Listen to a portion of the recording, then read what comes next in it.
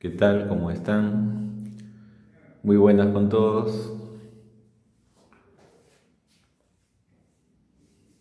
Les saluda el profesor Luis Caicay Cáceres. Espero se encuentren bien, cuidándose como siempre. Recuerden que la situación todavía amerita eso, el cuidado. No es exagerado decir que se cuiden, porque todos los esfuerzos individuales suman para que todo el colectivo de Lambayeque esté medianamente tranquilos y no volvamos a caer pues en una emergencia como meses anteriores, ¿no? Así que por favor hagan lo que hagan, siempre cuidándose, siempre con responsabilidad. Muy bien, siguiendo la programación y los temas de historia que los tratamos así como un proceso, ¿no? Como lo que son justamente, ¿no? Como una especie de línea de tiempo. Nosotros recordamos brevemente que hemos hablado de la prehistoria peruana, arcaico inferior o lítico, arcaico inferior, arcaico superior, donde específicamente, ¿no? Pusimos énfasis en lo que es Caral. Luego de Caral, ¿no? La primera civilización, ¿no es cierto? Luego de Caral viene Chavín, el gran descubrimiento de Julio César Tello, ¿no es cierto? Una cultura matriz panperuana, la cultura del maíz, ¿no es cierto? Posteriormente hablamos de la cultura Paracas, que es una cultura que igual, ¿no? Julio César Tello la estudió y que de acuerdo a los entierros o arquitectura funeraria, ¿no? La clasificó en Paracas Cavernas y Paracas Necrópolis. Justamente Paracas Cavernas tiene relación con Chavín, o Paracas Cavernas recibe la influencia de Chavín. ¿Y qué pasa con Paracas Necrópolis? El cual ya es un estilo autónomo, ¿no? Un estilo más independiente. Paracas Necrópolis va a influir en la cultura que hoy vamos a estudiar, que es Nazca, ¿correcto? Pero antes de ello, y como en el título tú lo observas, ¿no es cierto? Nosotros vamos a hablar del periodo que contiene a la cultura Nazca, a la cultura mochica, a la cultura tiahuanaco, entre otras. ¿Ok? Antes de hablar de Nazca en sí, vamos a hablar del intermedio temprano o primer desarrollo regional, como allí lo estamos observando. Un periodo que va del 200 antes de Cristo al 600 después de Cristo, como allí lo estamos observando, ¿no? Y bueno, antes de entrar en detalles del primer intermedio temprano, aquí nosotros podemos observar una línea de tiempo de cronología comparada que nos va a permitir justamente, ¿no? Nos va a permitir hacer una, digamos, no valga la redundancia, una comparación, ¿no? Una comparación entre lo que sería, ¿ya? Entre lo que sería la historia universal y la historia peruana, ¿no? Allí entonces, esto es lo que nosotros vamos a ver. Aquí hay muchas, ¿ok? Hay muchas líneas de tiempo de la historia universal como de la historia peruana, pero vamos a tomar la línea de la historia universal denominada la división eurocentrista. Y aquí, en el Perú, vamos a tomar la línea de tiempo de Pablo Macera. Pablo Macera, un historiador que se guió de lo que se conoce como el materialismo histórico para dividir al Perú, ¿no? En el trabajo que aquí vemos que es una línea de tiempo, ¿no? Entonces, ¿para qué hacemos esta línea de tiempo? Para ubicarnos y saber, ¿no? En qué parte están ubicados justamente estas culturas preincas que nosotros estamos estudiando. Porque desde Chavín, ¿ok?, hasta Paracas, Nazca, ¿no?, etcétera, son culturas preincas. Entonces aquí nosotros pues vamos a agregar brevemente, ¿no?, 25 millones antes de Cristo. ¿Ok? ¿Aquí de qué estamos hablando? Aquí estamos hablando de, vamos aquí a mencionarlo, ¿ok? Ahora vamos a ver si el ángulo está bien o lo ponemos para el otro lado, ¿no? Vamos a ver. Vamos a hablar justamente de lo que sucedía en el mundo y lo que sucedía en el mundo andino. Correcto. Lo que sucedía en el mundo y lo que sucedía en el mundo andino. Entonces, yo puedo pues aquí hacer una comparación bastante interesante, ¿no? La vamos a observar. Aquí entonces, para tener tal vez un mejor plano, observamos esa línea de tiempo, ¿ya? Esa línea de tiempo es de cronología comparativa. Aquí yo empiezo 25 millones antes de Cristo, 3500 antes de Cristo, aquí el año cero, el año del nacimiento de Cristo, ¿ok? Es decir, a partir del 476 ya es después de Cristo. Igual sucede aquí, antes de Cristo, el año cero, más o menos por aquí, y luego ya todo es después, ¿no? La historia universal comenzaría pues con la denominada prehistoria, ¿no es cierto? Con la denominada prehistoria. Luego seguiría la edad antigua. La edad antigua. Posteriormente, una época donde la Iglesia Católica tenía mucho poder, la Edad Media. Luego viene la era de los grandes descubrimientos, ¿no?, de los grandes inventos también, de las revoluciones, de las primeras independencias, la Edad Moderna. Y la edad que ahora nosotros estamos viviendo, que es la época contemporánea. ¿Ok? Entonces, la idea es comparar entre lo que sucedía en el mundo andino y lo que sucedía en el mundo, digámoslo así, principalmente en Europa. Es decir, todo lo que aquí nosotros vamos a agregar corresponde a nuestro país. Entonces, dije que Pablo Macera es el autor de esta línea de tiempo que vamos a utilizar. Y Pablo Macera divide a la historia peruana en dos grandes periodos. Primero, en el periodo llamado de autonomía, ¿ok?, el periodo de autonomía y el periodo de dependencia. Periodo de autonomía y periodo de dependencia. ¿Ok? Y esa autonomía, que es un periodo de relativa o de relativo aislamiento, es un periodo de, digamos, libertad, independencia, sin presencia de fuerzas extranjeras, ¿no? Se divide a su vez en, como aquí lo vamos a ver, el primer recuadro correspondería a los primeros pobladores, que sería pues la prehistoria peruana, lítico, arcaico, arcaico superior. Luego sigue la época donde están los temas que estamos tratando, la época de los pueblos preincas, ¿ok? Entonces, desde Chavín hasta Paracas y Nazca, todos ellos están aquí, en la época preinca.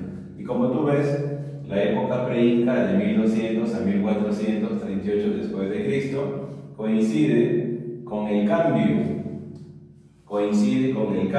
entre la edad antigua y la edad media, ¿no es cierto? Bien. Luego sigue una época donde un imperio dominó casi todo Sudamérica, el imperio inca. Luego aquí vemos una fecha importante como lo es el año 1532. ¿Qué sucedió en 1532?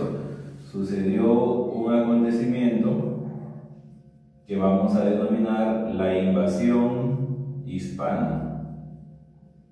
Y la invasión hispana tiene que ver con justamente el límite entre autonomía y dependencia.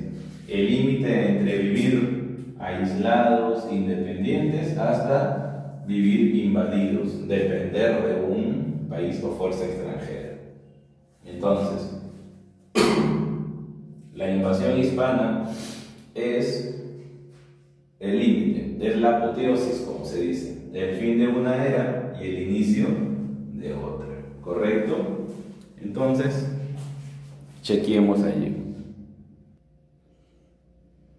Bien, entonces, la época que nosotros estamos estudiando está aquí, pre-Inca, desde Chavín, ¿no?, pasando por Paracas, Nazca y las demás que veremos hasta antes de los incas. Pre-Inca coincide con Edad Antigua y Edad Media, ¿ok? Luego del periodo de los incas viene pues el periodo de dependencia, donde la primera etapa Pablo Macera la denomina una etapa de invasión. Luego viene un periodo, ¿no?, de total control por parte de España, el virreinato. Luego viene un periodo donde los antiguos peruanos, ¿no?, nuestros antepasados, lucharon por buscar el camino hacia la independencia, ¿no? Las figuras de Juan Santos Atahualpa, Tupac Amaru, Micaela Bastidas, Tomás Atito Condemaita, etc., ¿no? Es una época importantísima, ¿ok? Y finalmente, la época que vivimos en la actualidad, que es la época republicana. Pero insisto, nuestros temas, ¿no?, nuestros últimos temas están aquí, en este lapso de tiempo, del 1200 a.C. al 1438 después de Cristo, que coincide las épocas pre-incas con la autonomía y con la Edad Antigua y la Edad Media en Europa principalmente. Muy bien, entonces ahora ya nos hemos ubicado, ¿no? Tenemos una idea clara de lo que vamos a hacer y vamos a volver a lo que corresponde al intermedio temprano, ¿ok? Intermedio temprano o primer desarrollo regional, como allí estamos observando. Entonces, jóvenes, vamos a tomar justamente esa parte, ¿ya? Primer intermedio temprano o primer desarrollo regional. Entonces, vamos a hablar primero del periodo, luego de la cultura. Vamos a hablar del periodo que contiene a Nazca, Mochica, Tiahuanaco. ¿Ok? Entonces, vamos a...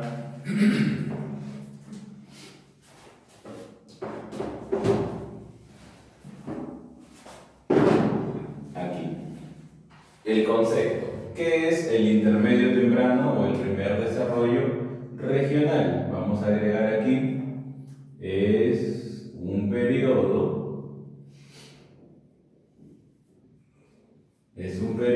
que abarca, ¿ok?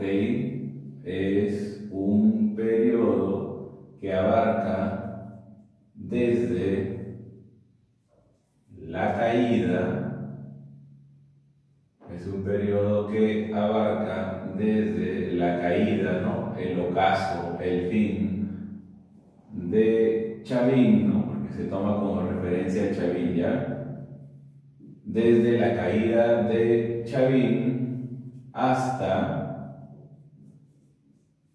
el apogeo, el esplendor, el mejor momento de una cultura que, según Luis Guillermo Lumbreras, es el primer imperio del Perú, ¿no? Hablamos de una cultura localizada en Ayacucho y que se convirtió en civilización, ¿no?, hasta el apogeo de Huari, ¿ok? hasta el apogeo de Wari. Entonces, desde la caída de Chavín hasta el apogeo de Wari. ¿Ok? Entonces, es el espacio temporal, ¿no?, que abarca el intermedio temprano o primer desarrollo regional. ¿Quién la llama intermedio temprano? Intermedio temprano la llama John Rowe o John Rowe, ese que habla de periodos, horizontes, ¿no es cierto? Y también, ¿quién denomina primer desarrollo regional a este periodo? Primer desarrollo regional es el nombre o la denominación que le da Luis Guillermo Lumbreras. ¿Ok? Sigamos. Aquí vamos a ver algunas denominaciones, aparte de esas dos que están aquí. Aparte de estas dos denominaciones, vamos a ver aquí algunas más. A este periodo, donde vivió Nazca, Mochica, Tiahuanaco, como lo estamos diciendo, también se le llama un periodo de las altas culturas. Periodo de las altas culturas, ¿ok? Por el desarrollo que se alcanza, como ya lo vamos a ver acá. También se le denomina culturas regionales, culturas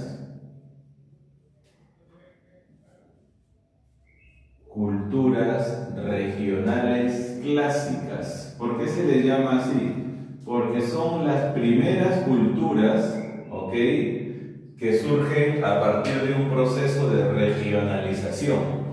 Es decir, antes del intermedio temprano, todo era un estado centralizado. Después, ¿ok?, después los pueblos comenzaron una regionalización, es decir, ya no querían vivir en un estado centralizado, sino querían formar sus propias comunidades, querían tener sus gobiernos propios, autónomos. Y es así que surgen Nazca, Mochica, Tiahuanaco, ¿no? Muy bien. Culturas regionales clásicas, tradicionales. O sea, profesor, si hay culturas clásicas, también hay otro grupo de culturas regionales. Así es. Hay otro grupo de culturas regionales, pero que vienen después de Wari y que se les llama, ya no se les llama intermedio temprano, sino se les llama intermedio tardío. Ya no se les llama primer desarrollo regional, sino segundo regionalismo, ¿no? Muy bien. Entonces, altas culturas, culturas regionales clásicas, también se les llama a las culturas de este periodo, ¿no?, se les denomina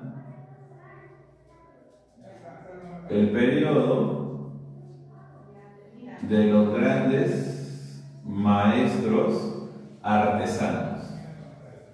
Periodo de los grandes maestros artesanos. ¿Ok? Debido al gran desarrollo artístico que aquí se dio, que en este periodo se dio y que va a destacar, ¿no?, principalmente lo que es la cerámica. ¿Ok? En cerámica.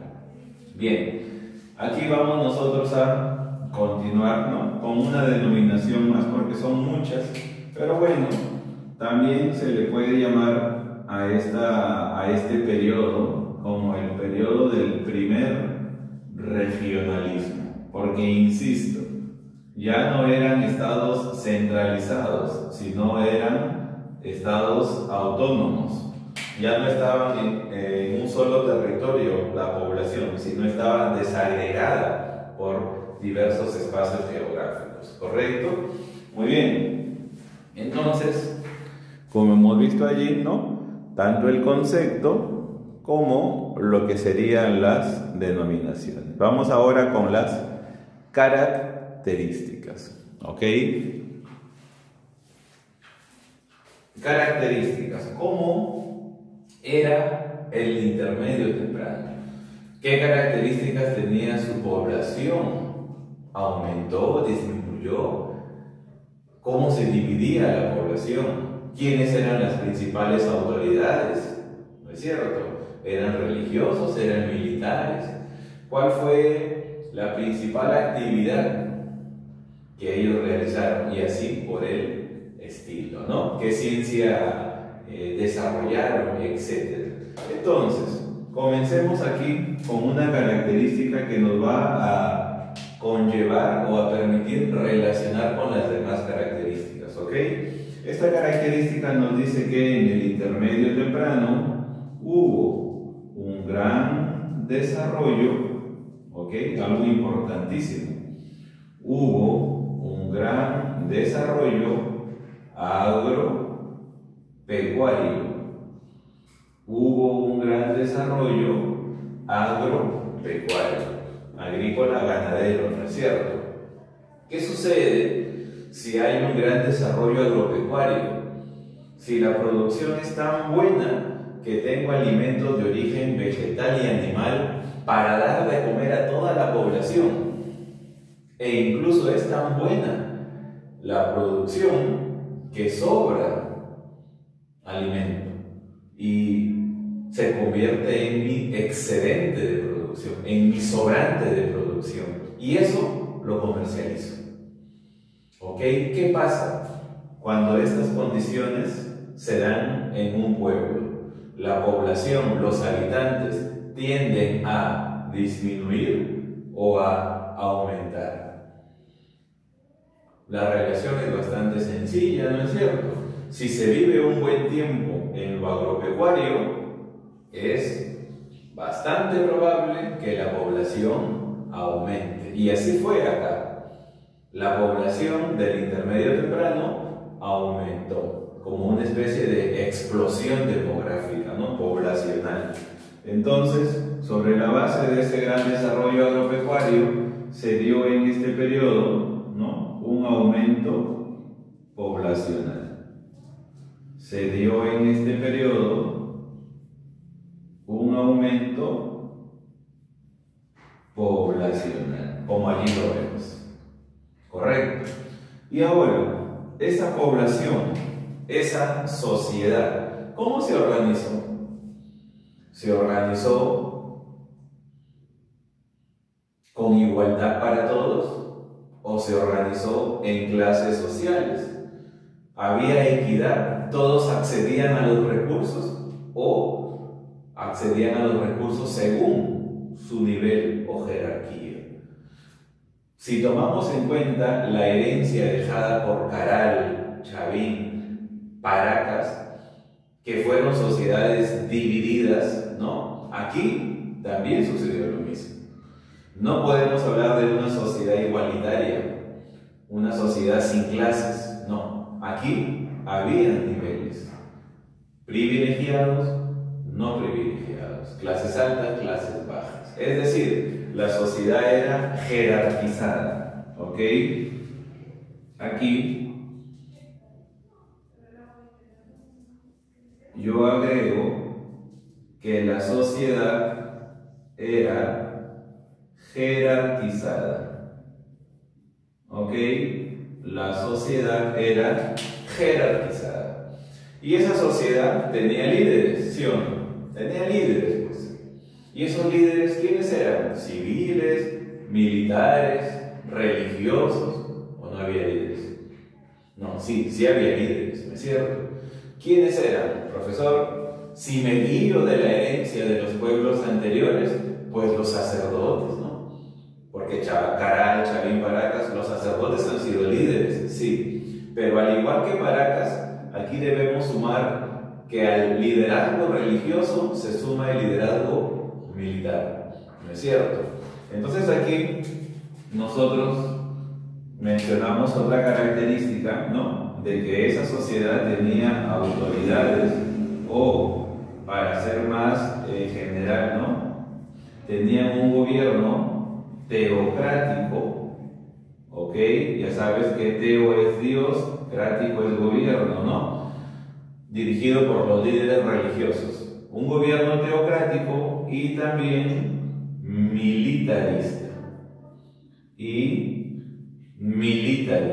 Entonces, con el pasar del tiempo, y como también sucedió en Paracas, Entre estos dos, ¿quién quedó como líder? Los militares, ¿no? Estas son dos élites, son dos clases altas. De esas dos élites, ¿quién quedó? ¿Quién quedó como líder? Los militares. La élite militarista, ¿ok? Muy bien, o militar. Seguimos acá. Aparte de ello, también nosotros debemos mencionar que en este tiempo se dio, pues, y valga la redundancia, ¿no?, a lo que acá hemos mencionado sobre la regionalización, se dio justamente, ¿no?, la regionalización. Los pueblos ya no vivían en estados centralizados, sino ahora buscaban su propio territorio y formaban allí sus estados autónomos, ¿ok?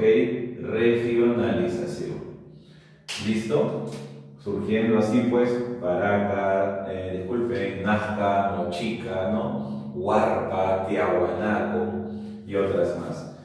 Aparte de ello, también debemos mencionar que aquí hay un gran desarrollo, ¿ok?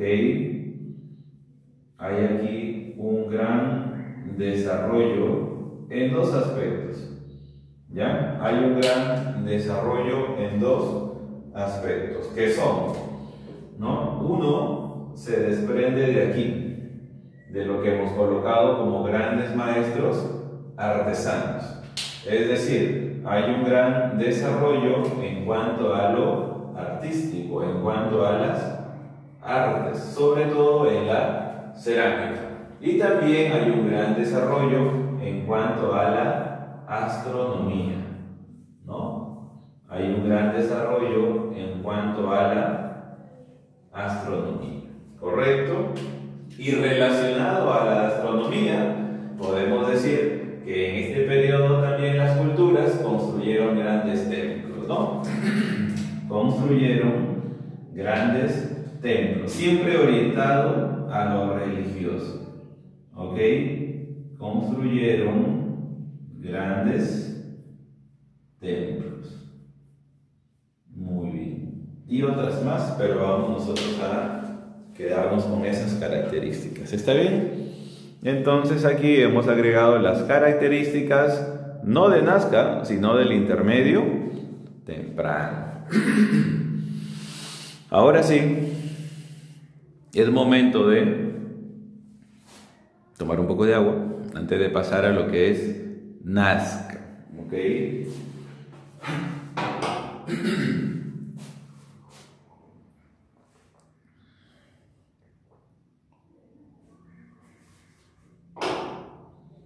Bien, entonces estamos cubriendo, pues, conceptos, denominaciones, características de lo que es el intermedio temprano o primer desarrollo regional, ¿correcto? Ahora sí, vamos a la primera cultura dentro de este primer desarrollo regional, Nazca. Nazca, profesor, así es. Nazca es la continuación de Paracas, así es. ¿De qué fase de Paracas? De Paracas, necrópolis, ¿no es cierto? La segunda fase de Paracas, que se llama Paracas necrópolis, influye en Nazca. Incluso se dice que Paracas necrópolis, ¿no es cierto?, es la base de Nazca. O, si quieres, Nazca es la continuación de Paracas. ¿Ok? Muy bien. Este templo, profesor, ¿a qué se refiere? Este templo es parte de una ciudad, de la ciudad capital de los Nazca. ¿Y cómo se llama la ciudad capital de los Nazca? La ciudad capital de los Nazca se llama Cahuachi. La ciudad capital de los Nazca se llama Cahuachi. ¿Ok? Algunos han escuchado, yo estoy seguro que sí. Y Cahuachi es, según muchos arqueólogos e historiadores, la ciudad de barro más grande del Perú, del mundo andino, ¿no? Hay aquí una cuestión, ¿no? Porque algunos dicen que la ciudad de barro más grande está aquí en el norte, en Trujillo, y sería Chan Chan. Pero hay quienes que dicen, no, la ciudad de barro más grande no es Chanchan, es Cahuache, que fue la capital de Nazca, ¿ok? Entonces, tener en cuenta eso, ¿ya? Aquí estamos hablando de Cahuache, una ciudad de barro, ¿ok? La ciudad más importante, claro, y también considerada, pues, la capital. Considerada la capital. Este templo, dentro de Cahuache, tiene similitud con las edificaciones de Chavín, ¿sí o no? Sí los tiene.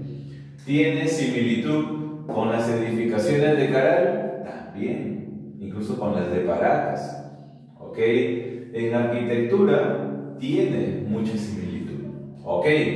Entonces, como ves allí, plataformas rectangulares, superpuestas, pasadizos, escalinatas. La herencia en cuanto a técnicas de arquitectura también pasó de cultura en cultura, ¿no? Aquí, este templo, dentro de Cahuache, que ya hemos dicho es la capital, nosotros podemos aquí mencionar, pues, por ejemplo, ¿no? Esta parte, ¿ok? Esta parte que aquí yo voy a señalar, esta parte que estoy aquí sombreando, o bueno, punteando de alguna manera, ¿no? Sería lo que se conoce como la plaza principal. Esto sería la plaza principal, ¿ok? Sería la plaza principal, relacionada con los ritos, las ceremonias, ¿no?, que allí se daban. Que por cierto, nos dicen que los Nazca realizaron sacrificios humanos, ¿no?, decapitaciones para hacer las cabezas trofeo.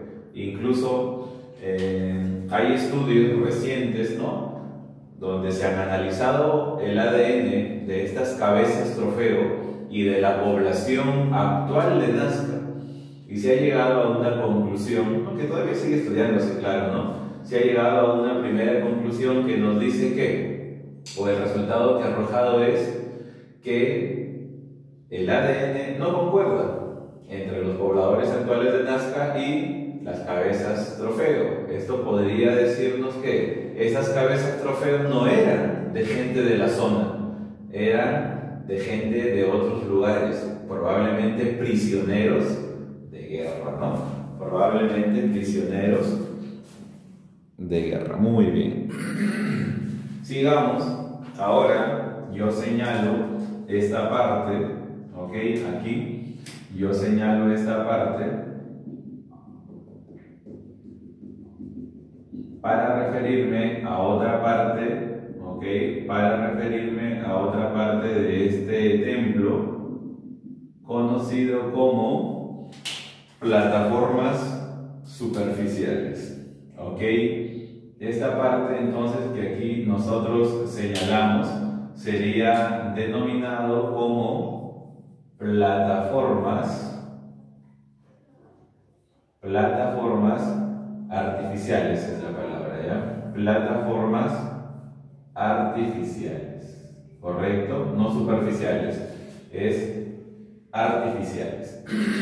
Seguimos, y aquí en lo que yo voy a señalar, ¿correcto?, encontraremos lo que se conoce o los arqueólogos explican como las plazas menores. Aquí entonces estamos refiriéndonos, ¿no?, al señalar estos tres lugares, a lo que serían las plazas menores o simplemente plazas, ¿no? Y podríamos agregar también los pasadizos, ¿no? Los pasadizos, ¿correcto? Muy bien. Entonces, como allí vemos, ¿no?, un típico templo dentro de la ciudad de Cahuache, que es la capital de los Nazca, ¿correcto? Bien, entonces ya lo saben, ¿no? Aquí nos estamos refiriendo pues a las plazas menores, a las plazas menores. Y Estas entradas que aquí vemos no serían nada más pues que los pasadizos, ¿ok? Los pasadizos. Bien. Barro, ¿ok? Barro, el material empleado. Muy bien. Nazca. Su ubicación, su origen. Tiene que ver con Paracas muchísimo, sobre todo con Paracas Necrópolis. ¿Dónde estuvo ubicado o ubicada la cultura nazca? En el departamento de Ica, pues, profesor, igual que Paracas, así es, en un lugar específicamente conocido como el Valle, ¿ok? Valle del Río Grande. No es una casualidad que los pueblos elijan a los valles para establecerse, porque los valles son pues fértiles. Hay ríos superficiales o subterráneos que fertilizan.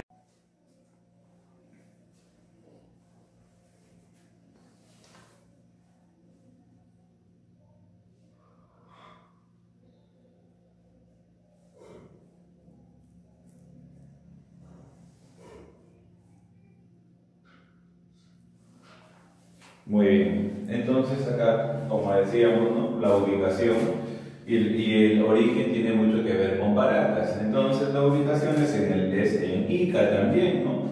En el desierto de Ica, pero acá especificamos que es en el valle, ¿no? Valle del Río Grande, ¿ok? Valle del Río Grande. Esto en el departamento de Ica, ¿no?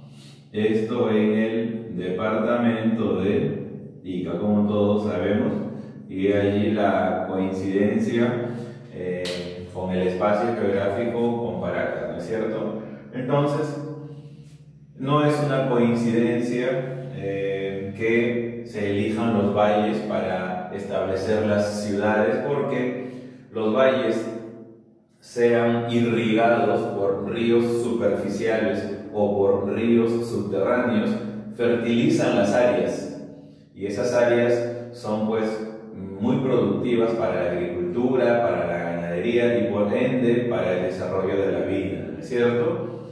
Valle del Río Grande, departamento de Ica. Además, debemos mencionar lo siguiente, ¿no? Que en los estudios de las capas geológicas del suelo nos dicen que antes, ¿ok? Antes el desierto de Ica no tenía las mismas características que las de hoy, que las actuales. Antes en el desierto de Ica había más áreas verdes que las que encontramos actualmente. Correcto. Claro, con el pasar del tiempo el desierto fue ganando espacio, fue ganando territorio, ¿no? Muy bien. El origen tiene que ver con Paracas. ¿Con qué fase de Paracas? Con Paracas Necrópolis. Entonces aquí el origen está ¿ya? El origen está en la tradición o en la parte cultural, ¿no es cierto?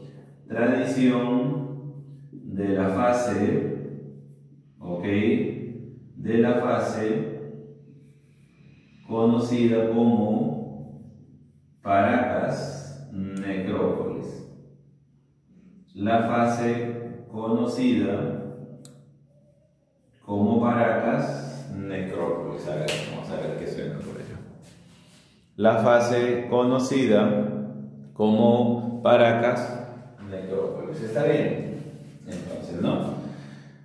Paracas Necrópolis influye en Nazca. Por eso decimos que Nazca es la continuación de Paracas. Correcto. Bien. Características.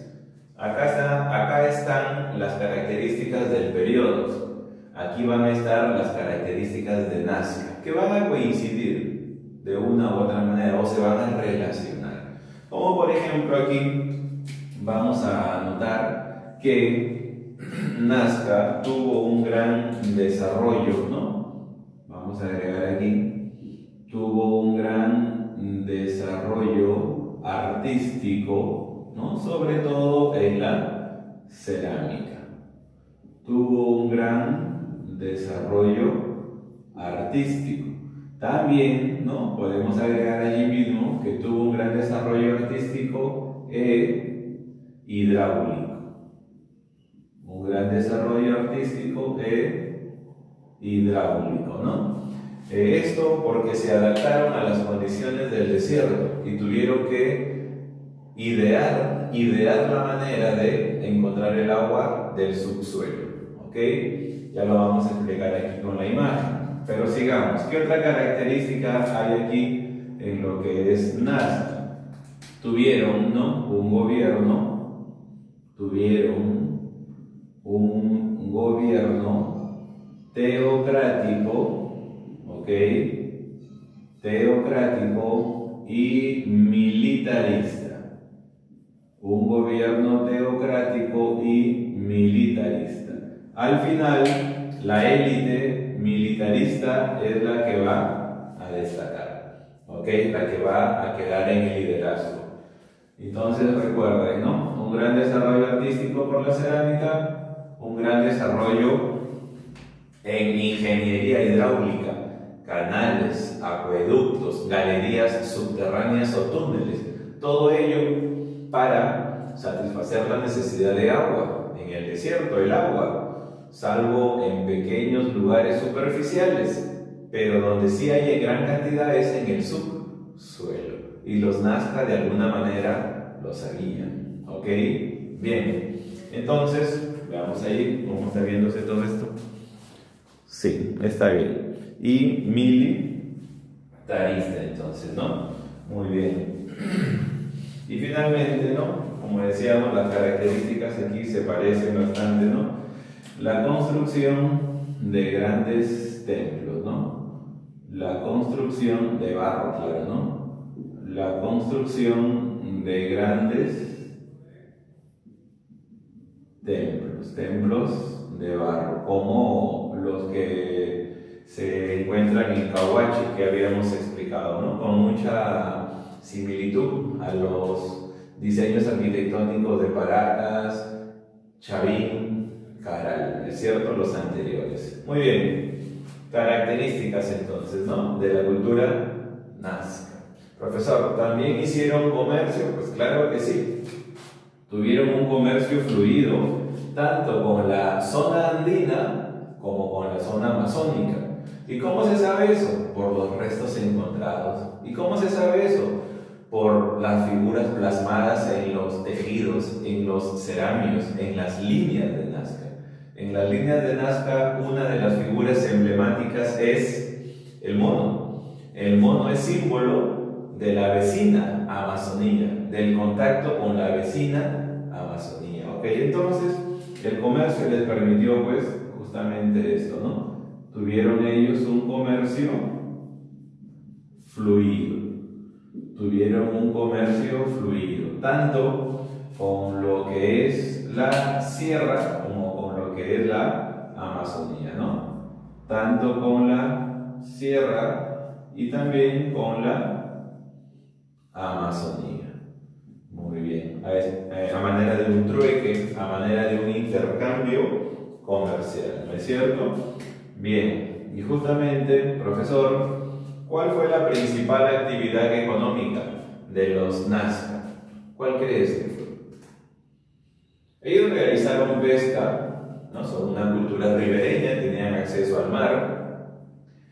También realizaron el marisqueo. También realizaron agricultura, ¿no? Gracias al agua subterránea que ellos idearon, ¿no? Y obtuvieron a través de canales, ¿no? Idearon canales y acueductos, ¿no? A eso me refiero. Entonces, la principal actividad económica fue el agro, ¿ok? Y aquí lo vamos a señalar. La principal actividad económica fue el agro, pero también realizaron ellos marisqueo y también pesca, ¿ok? Pesca, ya lo sabes. La principal actividad fue el agro, ¿correcto? El agro. algo. Muy bien. Religión. La religión, profesor, es a las fuerzas de la naturaleza. ¿Está orientada a las fuerzas de la naturaleza? Sí. La religión, profesor, está orientada a ciertos animales. Así es. O también puede ser que sus dioses sean antropomorfos, ¿no? De forma humana. O también, profesor, puede tener una combinación de estos factores. Así es. Y justamente aquí, en la religión, destaca, ¿ok? El dios Con. Destaca el dios Con. Y el dios Con, ¿ok? Y el dios Con es nada más que una fuerza de la naturaleza que ellos tenían muy cerca, ¿no? El dios Con era el mar, ¿ok? ¿Cómo se representaba al dios Con? Al dios Con se le representaba, ¿ok? Con una cara humana, vamos a colocar acá, ¿ya? Disculpen, con un cuerpo humano, se le representaba con un cuerpo humano, y en la parte del rostro tenía una máscara de felino, así lo explican los arqueólogos. Máscara de un felino, ¿ok? Tenía la máscara de un felino. Aparte, también debemos agregar otro detalle, que este dios Con sostenía, ¿ok? Sostenía en sus manos, ¿no? Así de esta forma, sostenía en sus manos una cabeza trofeo, que es muy típico de los Nazca. Y como les dije hace unos minutos, se ha comprobado que el ADN de esas cabezas no son de los pobladores de la zona de Nazca, son de zonas lejanas. Probablemente hayan sido prisioneros de guerra, ¿no? Muy bien, entonces aquí nosotros mencionamos cuerpo humano, ¿ok? Y también aquí las manos sosteniendo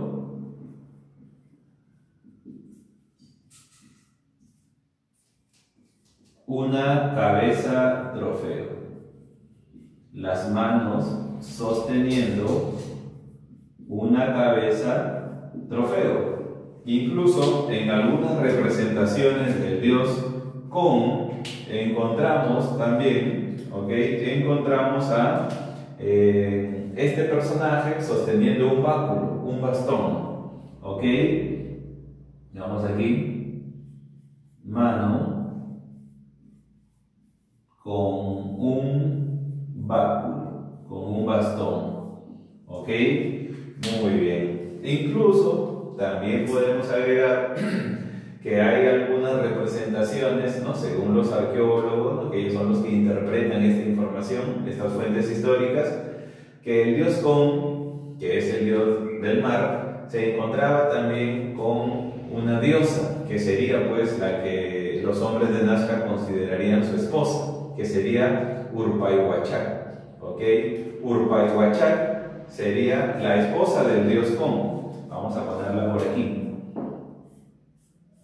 Sería la esposa del dios Con, ¿ok? ¿Y a quién representaría Urpayhuachac? Urpayhuachac representaría a los peces, ¿ok? O a los recursos marinos, ¿no? Tan importantes para los hombres de esta cultura. Urpayhuachac, ¿correcto? Muy bien, sigamos. Allí entramos pues ahora ya a lo que se conoce como una manifestación cultural, que sería la cerámica, ¿no? La cerámica. Muy bien. Entonces, jóvenes, hasta aquí sería su examen, ¿no? Hay que tener en cuenta ello. Pasamos acá a lo que sería la cerámica. ¿Está bien? Muy bien. Entonces, la cerámica era muy particular. Como les decía, ¿no? La cerámica, los trabajos en cerámica han hecho que a los Nazca se les llame los segundos mejores ceramistas. los segundos mejores ceramistas, porque los mochicas tienen el primer lugar. Los mochicas se preocuparon mucho por la cerámica, tanto así que organizaron talleres solo para trabajar la cerámica. Eran talleres dirigidos por el gobierno, por el Estado. Pero aquí en Nazca no pasaba eso. En Nazca no había talleres especializados. Aquí en Nazca la cerámica se hacía en unidades familiares, en unidades domésticas, en las casas. ¿Ok? Era allí la diferencia. La cerámica mochica muy realista, ¿no? La cerámica Nazca muy colorida, muy pictórica, ¿no es cierto? Bien, vamos aquí entonces a mencionar sobre la cerámica. Mencionar lo siguiente, ¿no? Que son considerados los segundos, ¿ok? Mejores ceramistas, sí. Bueno, lo dejamos ahí. Aunque algunos dicen que así no se debe escribir, ¿no? Segundos mejores ceramistas, ¿ok? Son considerados los segundos mejores ceramistas. ¿En qué lugares hicieron ellos sus cerámicos? Ellos hicieron sus cerámicos en unidades domésticas. ¿A qué se refiere con ello? Aquí lo hicieron pues en las casas, ¿no es cierto? En unidades domésticas. No lo hicieron en talleres especializados como los mochicas, no. Ellos lo hicieron en unidades domésticas, ¿correcto? Bien, trabajaron obviamente la arcilla sometida al fuego, pintada a precocción, ¿ok? Tomaban la arcilla, diseñaban el cerámico, que mayormente era globular, con forma de una calabaza, y luego lo pintaban. Posteriormente lo sometían al fuego de tal manera que la pintura se impregne, ¿no? Entonces aquí nosotros vamos a mencionar, ¿no? Que el material utilizado es la arcilla. También aquí vamos a utilizar los colores, ¿no? A mencionar los colores. Aquí también, a ver, vamos a comenzar. La forma también, ¿no? La forma principal. Bien, sobre los colores nos dicen que se utilizaron, hay textos que te dicen 16 colores, más de 190 tonos, ¿no? Pero bueno, lo importante y bastante interesante aquí es de que utilizaron muchos colores, menos el azul y el verde. ¿Por qué no utilizaron el azul y el verde? ¿A qué colores de la naturaleza, a qué fuerza de la naturaleza pertenecen esos colores? Al mar, al dios Con. Por respeto, no habrían utilizado esos colores. Pero bien, el material entonces es la arcilla, sometida al fuego, pintura precocción, como les decíamos. Los colores habrían sido en número de 16, ¿ok? A excepción, ¿no? De lo que nosotros estamos diciendo. Excepción del azul y del color verde, ¿ok? A excepción del color azul y el color verde, ¿correcto? ¿Por qué? Porque era una forma de mostrar respeto a lo que es el dios Con, el dios del mar. La forma era acabalazada, como se suele decir, ¿no? Forma de calabaza. Forma de calabaza, o también como forma globular, ¿no? Pero también hicieron cantos, hicieron vasos también, ¿no? Recuerden que Nazca va a influir en el desarrollo de Huari, o si queremos, ¿no? Huari va a absorber la cultura Nazca. Muy bien, entonces ya lo sabemos, 16 colores a excepción del azul y verde, es decir, sus huacos eran pictóricos, eran polícromos, ¿correcto? Muy bien. Entonces aquí entramos a lo que es las galerías filtrantes. Estamos bien todavía. Las galerías filtrantes, ¿no? Aquí nosotros podemos observar un esquema, ¿no? Donde queremos dar la idea de cómo funcionaban estas galerías. El subsuelo, el agua del subsuelo y la superficie, ¿ya?